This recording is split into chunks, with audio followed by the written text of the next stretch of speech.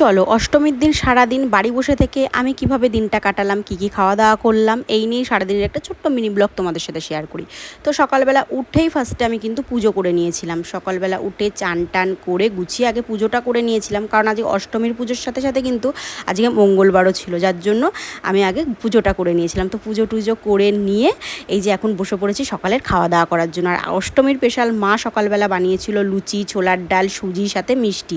আর এই সেম খাবারটা তোমাদের কাদের বাড়িতে হয়েছিল আজকে অবশ্যই কিন্তু কমেন্টে আমাকে জানিও তোমরা। আর এই যে এখানে আমি বসে খাচ্ছিলাম আর এখানে মা খাচ্ছিল, আর আমরা দুজনে মিলে জমিয়ে গল্প করছিলাম। সেটা হলো দুপুরবেলা আমাদের বাড়িতে কী রান্না বান্না হবে।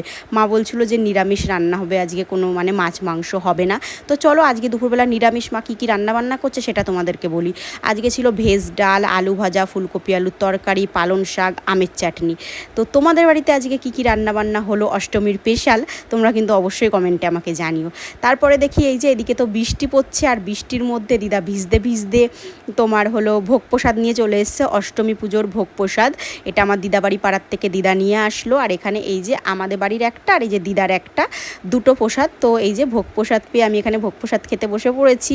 আর হ্যাঁ, তোমাদের আজকের দিনটা কিভাবে গেল, তোমরা আজকে অষ্টমীর দিন কোথায় কোথায় ঠাকুর দেখতে গেলে, কি কি খাওয়া দাওয়া করলে অবশ্যই আমাকে জানিও। চলো টাটা।